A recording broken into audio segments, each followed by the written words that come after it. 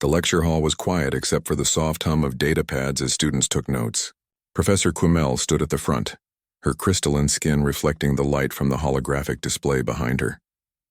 She had taught xenobiology for 20 cycles, and this particular lecture was always her favorite. "Today we discuss the most dangerous creatures in the known galaxy," she said, her voice carrying easily through the room. "We will examine what makes a predator truly deadly." Hyunwoo sat in the third row, his sensory tendrils quivering slightly with interest. As a Veltheron, his species had evolved from prey animals. The topic made him uncomfortable, but he was determined to learn. Knowledge was power, and understanding predators meant knowing how to avoid them. Beside him, Jiwon shifted in her seat. Her compound eyes watched the professor carefully. The Crithian female had never seen an apex predator in person, and she hoped to keep it that way. Her people had a deep fear of large hunters built into their very DNA. The holographic display changed, showing a massive creature with 6 legs and rows of teeth like curved knives. Several students gasped. "The Rixian Shadowstalker," Professor Quimel explained. "Threat level 9.2 out of 10. This creature can sense heartbeats from half a kilometer away. It hunts in complete darkness and has never failed to catch prey once it begins pursuit." Taemin, sitting near the back, felt his gills flutter nervously. His aquatic species had never evolved alongside land predators.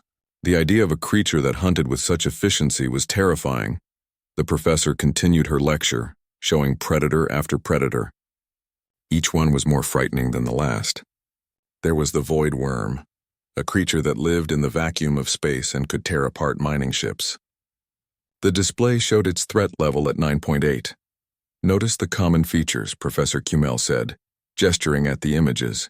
"Forward-facing eyes for tracking prey, powerful muscles for pursuit or ambush, sharp teeth or claws for killing, enhanced senses to detect victims. These features appear again and again in apex predators across different worlds." Hyunwoo made careful notes, his tendril moving quickly across his data pad. He wrote down every detail about identifying predators. The forward eyes were the key marker. His own eyes were on the sides of his head, giving him a wide field of view to watch for danger. Predator eyes faced forward to focus on prey. "One important fact to remember," the professor continued, her tone serious.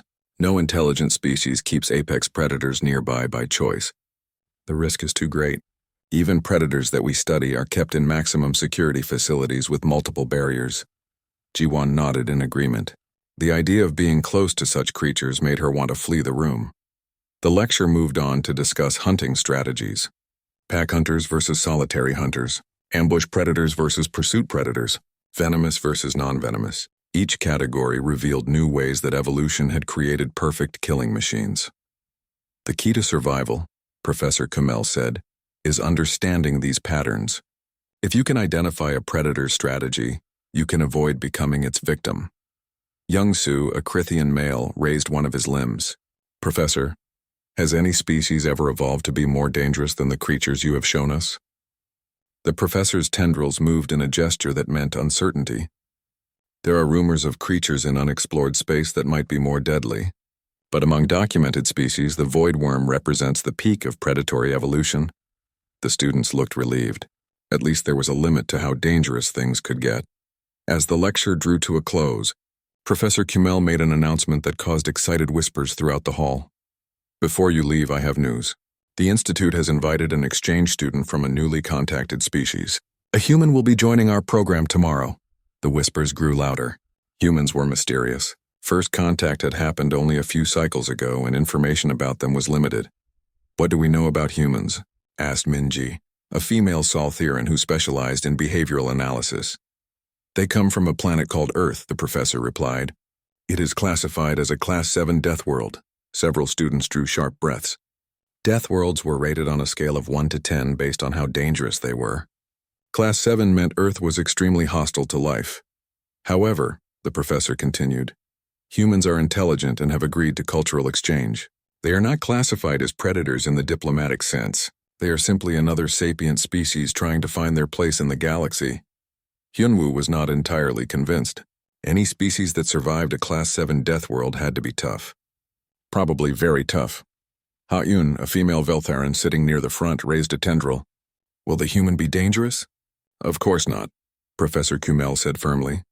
Humans are people just like us. They think, they feel, they learn. Yes, their world is harsh, but that does not make them a threat. We must approach this exchange with open minds and respect. The students nodded, though many still looked uncertain. As the class ended and students began filing out, Hyun-woo stayed behind. He approached the professor's desk with a question. "Professor, what kind of predators live on Earth?" Kumel's tendrils moved in a thoughtful pattern. "I have not studied Earth's fauna extensively." "Why do you ask?" "A Class 7 death world must have dangerous creatures. If humans survived there, they must have dealt with serious predators." The professor considered this. "That is a reasonable assumption. But remember, Hyunwoo, intelligence is humanity's tool. They likely avoided predators through cleverness rather than confrontation." Hyunwoo nodded. But as he left the lecture hall, he could not shake his curiosity. That evening, alone in his quarters, he accessed the Galactic database and began searching for information about Earth. What he found made his tendrils go rigid with shock. Earth was not just home to apex predators. It was full of them. Creatures called great white sharks that grew 6 meters long and could bite through bone. Animals called saltwater crocodiles with jaws that could crush metal. Bears that weighed 800 kilograms and could run faster than most species could flee. And those were just the ones in the database. The list went on and on: lions, tigers, wolves, Komodo dragons.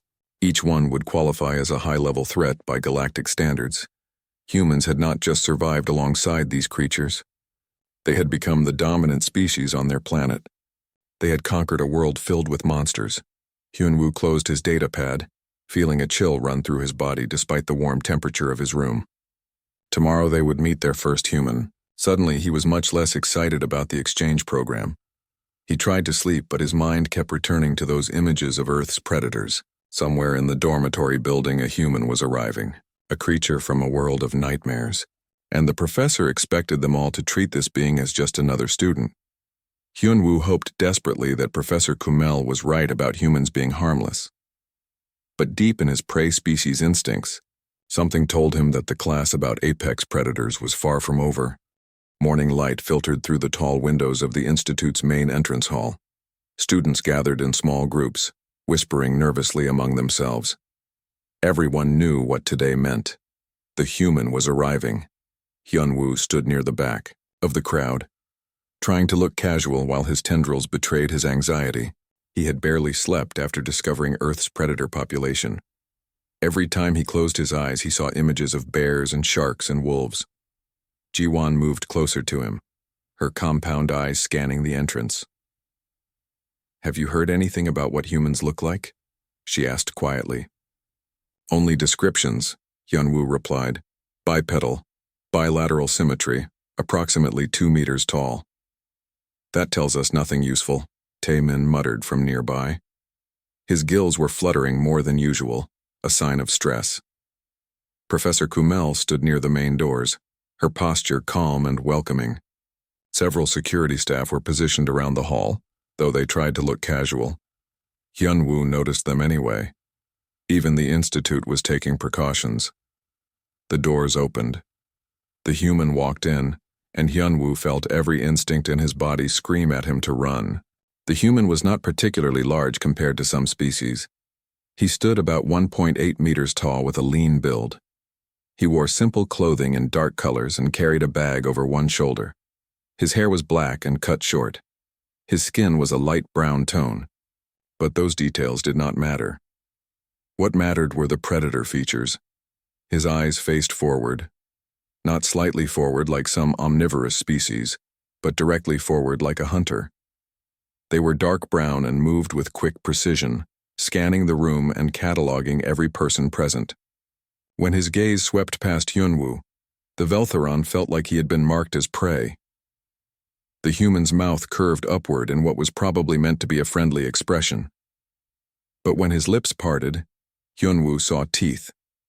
Flat teeth in front for grinding, but also sharp canines designed for tearing meat. Not large fangs like some predators had, but unmistakably the teeth of a creature that ate flesh. Worse was how the human moved. Each step was smooth and balanced. His posture was relaxed but ready, like a coiled spring. Hyunwoo recognized it from the lecture yesterday. This was the body language of an apex predator, a creature that had never been prey in its entire evolutionary history. Professor Kumel stepped forward, her tendrils arranged in a formal greeting pattern. "Welcome to the Galactic Xenobiology Institute. You must be Dong Hyun." "That's me," the human said, and his voice made several students flinch. It was deeper than most species' voices, resonating from his chest. He spoke Universal Standard well, though with an unfamiliar accent. "Thank you for having me, Professor. I'm excited to be here." Excited. The predator was excited. Hyunwoo felt his tendrils twisting with anxiety. Dong Hyun approached the professor and extended his hand. This was a human greeting gesture, Hyunwoo remembered reading. The professor carefully touched his hand with one tendril, completing the greeting. "Let me introduce you to some of your fellow students," Professor Kumel said, turning toward the crowd.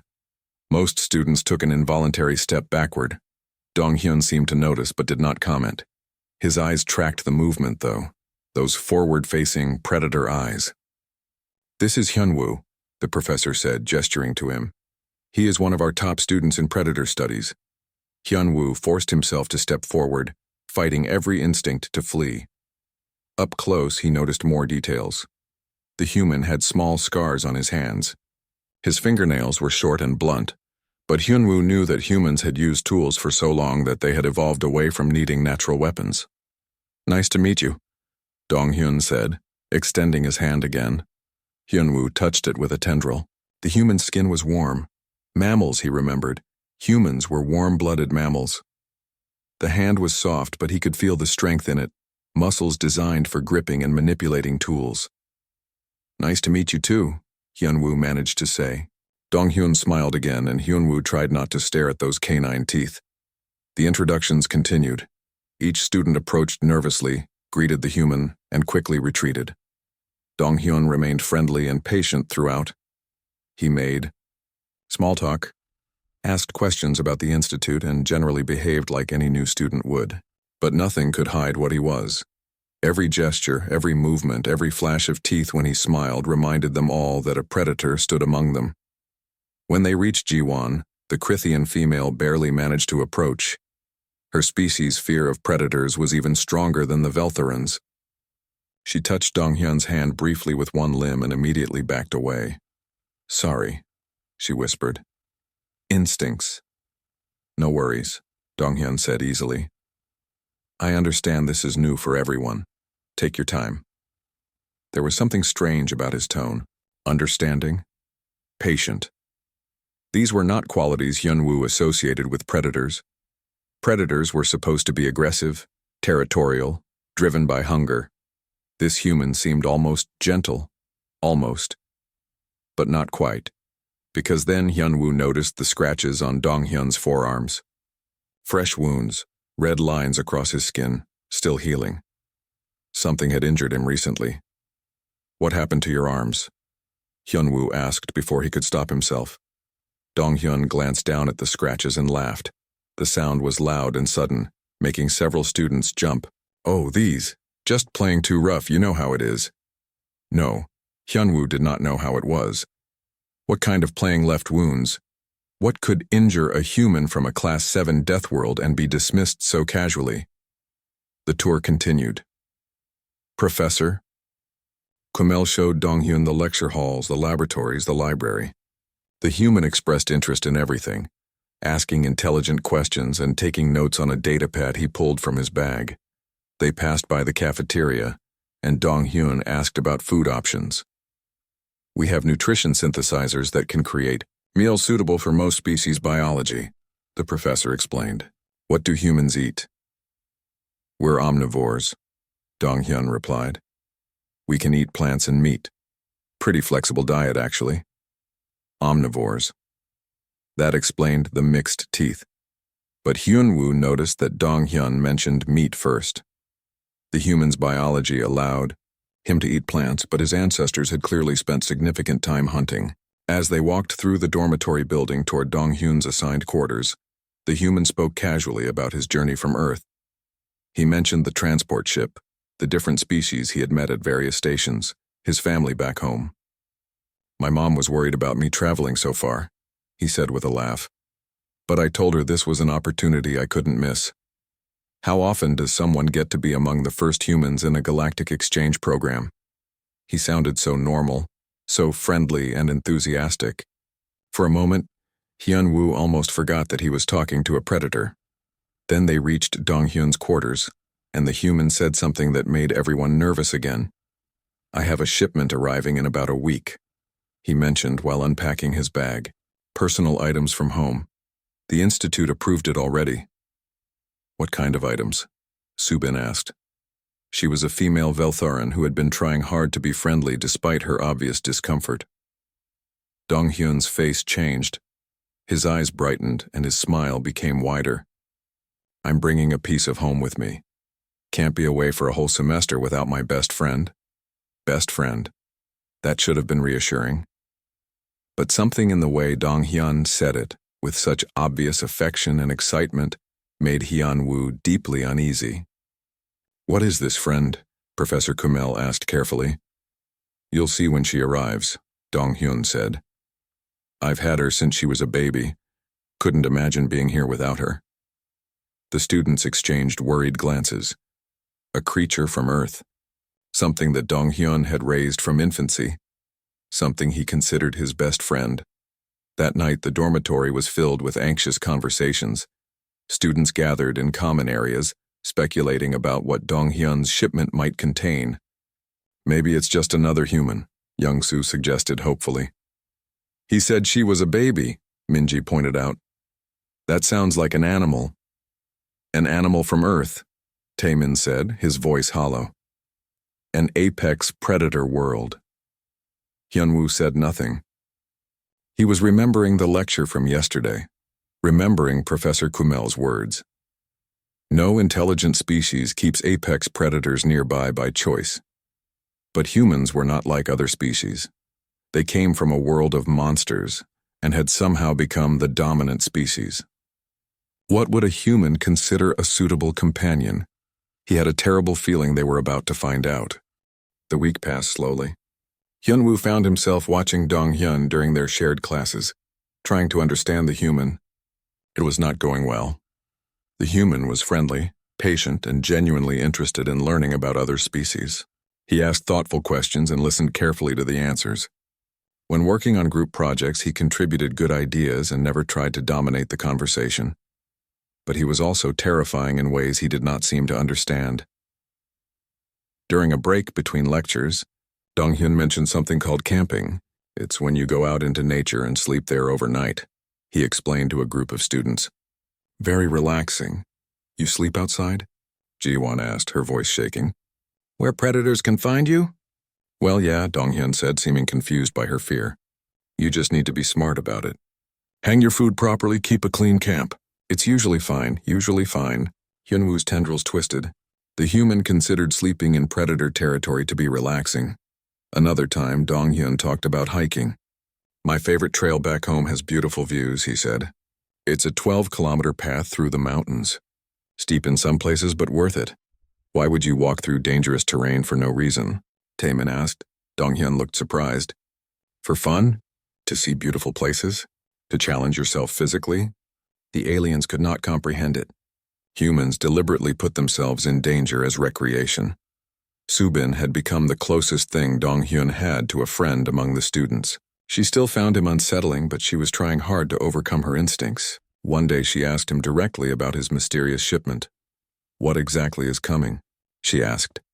Dong-hyun's whole face lit up in a way that made his predator features even more obvious. "My best friend. I've had her for 6 years. She's been with me through everything. But what is she?" Subin pressed. "You'll love her," Dong-hyun said, avoiding the question. "Everyone does once they meet her." That answer did not comfort anyone. The day the shipment arrived, word spread through the institute within minutes. Students and faculty gathered in the loading bay, maintaining what they hoped was a safe distance. The container was large, perhaps 3 meters long and 2 meters high. It bore multiple warning labels in various galactic languages. "Live animal," the labels read. "Handle with care. Biometric lock engaged." Professor Kumail stood beside the container with several security personnel. Their weapons were not drawn, but their postures were alert.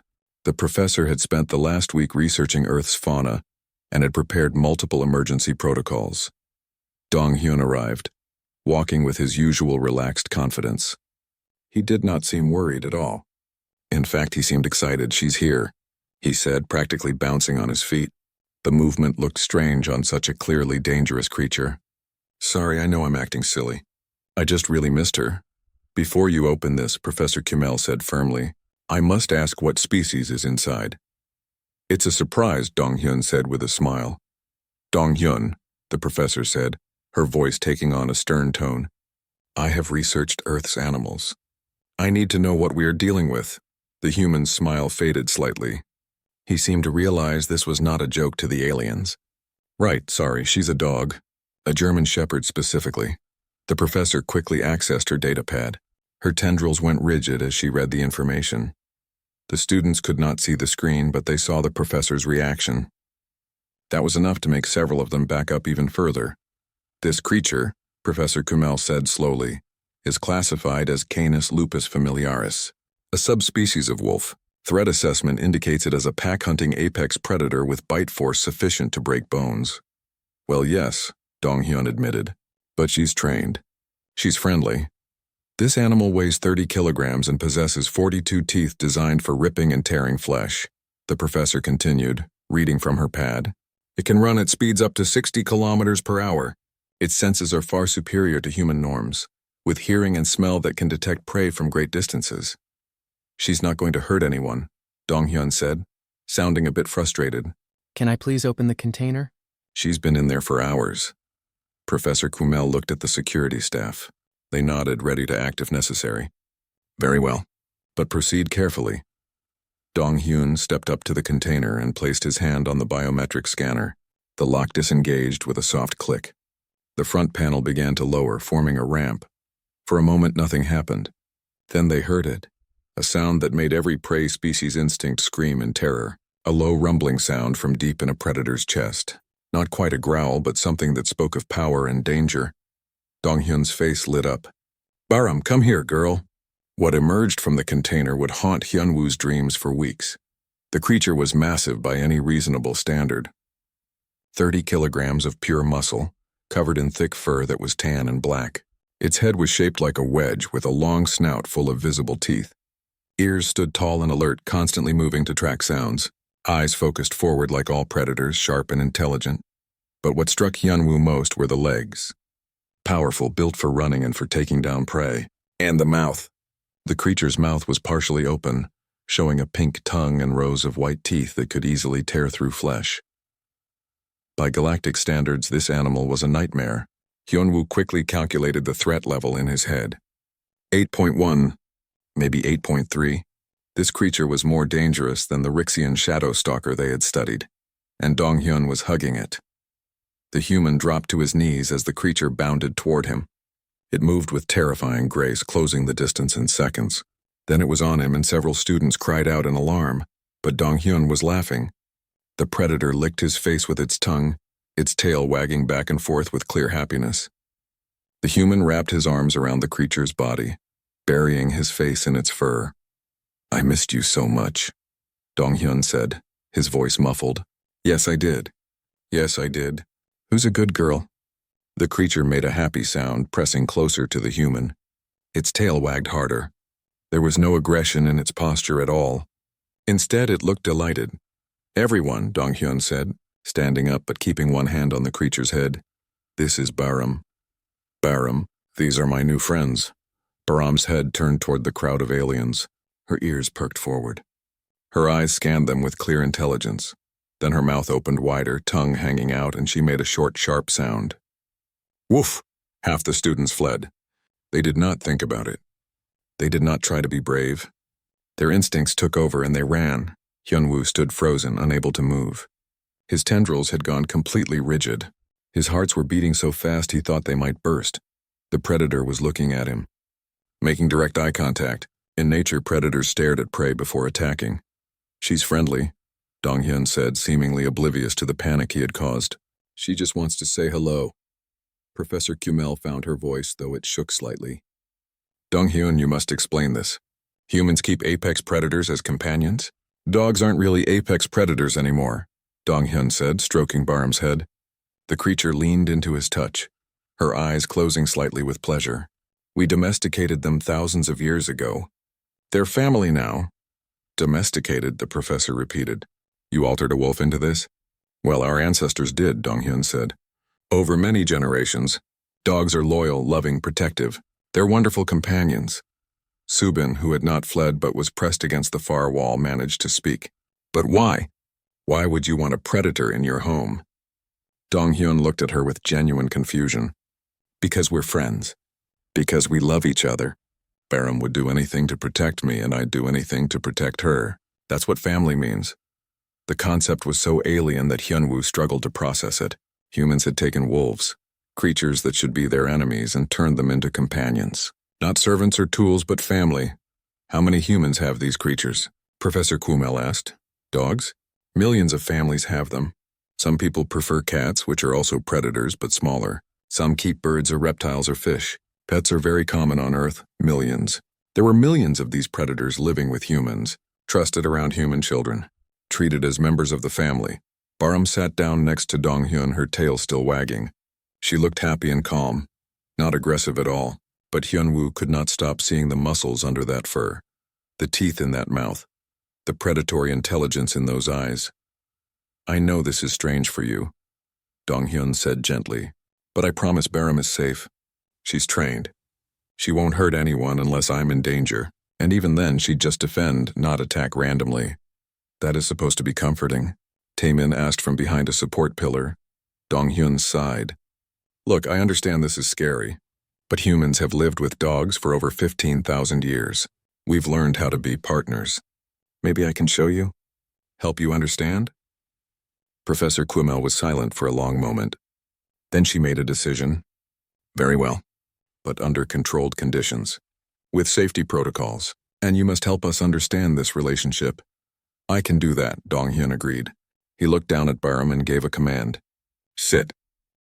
The first demonstration happened 3 days later, in one of the Institute's observation labs. The room had thick transparent walls that could withstand significant force. Dong-hyun and Baram were on one side. The students and Professor Kumel watched from the other, maintaining what they considered a safe distance. Hyunwoo pressed close to the transparent barrier despite his fear.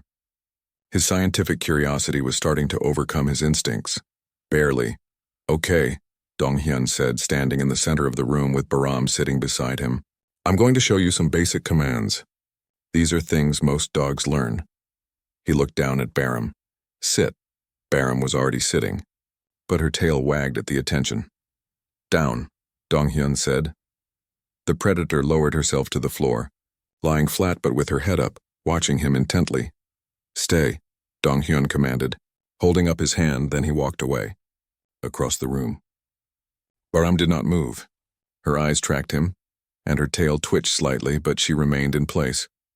Dong-hyun reached the far wall a good 10 meters from Baram. He waited for several seconds. The predator stayed perfectly still. Come, Dong-hyun called. Baram launched herself forward immediately, crossing the distance in seconds with powerful strides. She reached Dong-hyun and pressed against his legs, tail wagging furiously. The human knelt and scratched behind her ears. Good girl. Such a good girl. Ji-won spoke through the communication system, her voice shaking slightly. The creature obeys your commands. She's not a creature, Dong-hyun said gently. She's Baram, and yes, she understands commands. Dogs are very intelligent. They can learn hundreds of words. He demonstrated more commands. Roll over, shake hands, play dead. Each one Baram performed perfectly, and each time Dong-hyun praised her warmly. But why does she obey? Young-soo asked. Is she afraid of you? No, Dong-hyun said, looking surprised. She obeys because she wants to please me. Because she loves me and I love her. It's not about fear. It's about trust. The concept seemed impossible. A predator obeying not from fear but from affection. Over the following days, the demonstrations continued. Dong-hyun showed how Baram responded to hand signals as well as voice commands. He showed how she could fetch objects and bring them back. He showed how she would alert him to sounds or movements he might have missed. Her senses are much better than mine, Dong-hyun explained. She can hear things I can't, smell things I can't. In a way, she protects me by being more aware of our surroundings. But you are the predator, Taemin said, confused. Why would you need protection? Donghyun smiled sadly. Humans aren't as strong as we'd like to think. We're smart and we use tools, but physically, lots of Earth's animals are more dangerous than us. Dogs helped our ancestors hunt and defended them from other predators. We evolved together, in a sense. We made each other better. Minji, who had been taking detailed notes, spoke up. So this is a symbiotic relationship. You provide food and shelter. The dog provides protection and companionship. Exactly, Donghyun agreed, though it's more than that. It's emotional too. When I'm sad, Baram comforts me. When I'm happy, she celebrates with me. She's not just useful, she's family. That word again. Family. The aliens were starting to understand that humans use that word differently than most species. Subin had been gathering courage over the past few days. Finally, she approached Professor Kimmel with a request. I want to meet Baram directly. Without the barrier. The professor's tendrils stiffened. Are you certain? I am a xenobiologist, Subin said firmly. I cannot let fear stop me from understanding. If we are to work with humans in the future, we must understand their relationship with these animals. Hyunwoo admired her courage. He was not sure he could do the same. The meeting was arranged carefully. Donghyun brought Baram to a small meeting room. Subin entered alone, though security personnel watched through cameras. Hyunwoo and several other students observed from a connected room. Subin's tendrils were trembling as she approached. Baram sat calmly next to Donghyun, watching the Veltheran with obvious curiosity. Remember, Donghyun said quietly, dogs can sense fear. Try to stay calm, and let her come to you first. Subin stopped a few meters away, trying to control her breathing. Baram tilted her head, then looked up at Donghyun. Go ahead, Donghyun said softly to his dog. Say hello. Baram stood and walked slowly towards Subin. The Veltheran froze, every instinct screaming at her to flee. The predator was approaching. Getting closer. Close enough to attack, but Baram did not attack. She stopped just in front of Subin and sat down. Then she did something unexpected. She lifted one paw. She wants to shake hands, Donghyun explained. It's how she greets people. Subin slowly extended a tendril. It touched Baram's paw gently. The pad was rough and warm. Baram's tail wagged. Good girl, Baram, Donghyun praised. Now Subin, if you want, you can pet her. Just stroke her head or back gently. Subin hesitated, then reached out with another tendril. She touched the top of Baram's head carefully. The fur was soft and thick, warm. Baram's eyes closed slightly and she leaned into the touch. She likes that, Donghyun said with a smile. In the observation room, Hyunwoo watched in amazement. Subin was touching an apex predator. The predator was enjoying it. Neither showed any aggression. Over the next week, more students worked up the courage to meet Baram. Ha-eun went second, her tendrils shaking but determined. Youngsu went third, moving with careful slowness. Each time Baram was patient and gentle. She seemed to understand that these strange beings were nervous. Taemin discovered that Baram loved having her ears scratched. He spent 10 minutes carefully scratching behind her ear while she made happy sounds and her tail wagged constantly. Ji-won, despite her species' deep fear of predators, managed to approach during the second week. She brought a ball that Donghyun had requested. When she rolled it toward Baram, the dog immediately chased it, picked it up in her mouth, and brought it back. Ji-won laughed, a sound of genuine delight. She plays. Of course she plays, Donghyun said warmly. Playing is important. It keeps her happy and healthy. The breakthrough came during Hyunwoo's turn. He had been avoiding meeting Baram directly, letting the other students go first. But finally, he forced himself to enter the meeting room. Baram greeted him the same way she greeted everyone, with a wagging tail and a lifted paw. Hyunwoo touched the paw carefully, then worked up the courage to pet her head. You've been studying my people, Donghyun said quietly as Hyunwoo stroked Baram's fur. I saw you researching Earth's animals. Hyunwoo's tendrils curled with embarrassment. I was trying to understand. Your world is so dangerous, and yet you survived. We survived because we learned to work together, Donghyun said. Not just with other humans, but with dogs. With horses. With other species. We learned that working together was better than fighting. But Baram is a predator, Hyunwoo said. Her ancestors hunted prey. So did mine, Donghyun replied. But we both evolved past that. We found something better than predator and prey. We found friendship. Baram leaned against Hyunwoo's side, and he felt the warmth and weight of her body, felt the gentle movement of her breathing. This close, he could see that her eyes were not cold or aggressive. They were warm and intelligent and kind. She would protect you, Hyunwoo realized suddenly. If you were in danger, she would fight for you. With her life, Donghyun agreed quietly. And I would do the same for her. That's what it means to be family. Professor Kumel began spending hours interviewing Donghyun about the human-dog relationship. She recorded everything for what was becoming a groundbreaking research paper.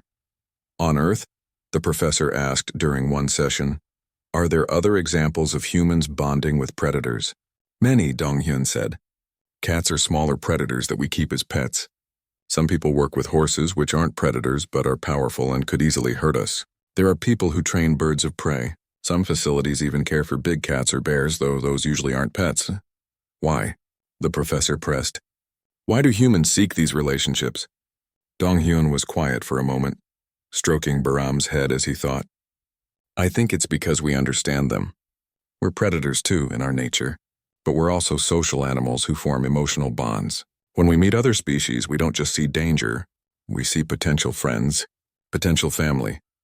The professor's tendrils moved in a pattern that meant deep thought. This is a survival strategy I have never encountered in any other species. You turn potential enemies into allies. I guess so, Donghyun agreed. But it's more than strategy. It's genuine love. I don't have Baram because she's useful. I have her because I can't imagine my life without her. Hyunwoo, listening to the interview, felt something shift in his understanding. Humans were apex predators, yes, but they were also something else. Something unique. They were predators who had learned to love. The semester moved forward, and the institute adjusted to having both a human and his dog on campus. Baram became a familiar sight in the common areas, usually lying at Donghyun's feet while he studied or walking calmly beside him between classes. The alien students gradually lost their fear. Not completely, but enough to function normally around her. Some even began to look forward to seeing her. Hyun discovered that Baram enjoyed having her belly rubbed. The Veltharan would sit beside the dog during study sessions, one tendril gently stroking Baram's soft belly fur while she reviewed her notes. The dog would lie on her back, completely relaxed, tail thumping against the floor. I never thought I would do this, Hyun admitted to Hyunwoo one day. Touch a predator willingly, but she's so warm and soft, and she makes happy sounds when you pet her just right. Taemin started bringing treats that Donghyun had approved as safe for dogs. He loved how Baram would sit politely and wait for permission before taking the treat from his hand. She has such good manners, he said with admiration. Better than some students I know. Youngsu, the Krithian male whose species had evolved to fear anything that resembled a predator, surprised everyone by becoming one of Baram's most regular visitors. He would spend his free time playing fetch with her in the courtyard, throwing a ball and watching her sprint after it with powerful grace. She's happy when she runs, Youngsu explained when Hyunwoo asked about it. You can see it in how she moves, and it makes me happy to see her happy. Even Ji-won, who had been the most terrified initially, developed a routine with Baram. Every morning before class, she would stop by Donghyun's room and give Baram a special scratch behind the ears. It's good luck, she claimed, starting the day by being brave. But the real change came in how the students viewed humans. Donghyun was no longer just a predator to be feared. He was a friend who shared his notes when someone missed class. He was a study partner who explained concepts in ways that made sense. He was a roommate who checked in on people when they seemed stressed. And he was someone who loved his dog with a devotion that was obvious in every interaction. One evening, several students gathered in the common room while Donghyun played with Baram. He had a rope toy, and they were playing tug-of-war. Baram would grip one end in her powerful jaws while Donghyun pulled on the other end. The dog growled, but it was clearly a playful sound, not aggressive. She's gentle with you, Minji observed, even though she could bite much harder. She knows the difference between playing and fighting, Donghyun explained, slightly breathless from the game. Dogs learn bite inhibition as puppies. They understand how to use their strength appropriately. But how? Minji pressed. How does a predator learn not to use its full power? Through love and trust, Donghyun said simply. When Baram was a puppy, if she bit too hard during play, I would stop playing. She learned that gentle play meant we continued having fun. Hard bites meant fun time ended. She chose to be gentle because she wanted to keep playing with me.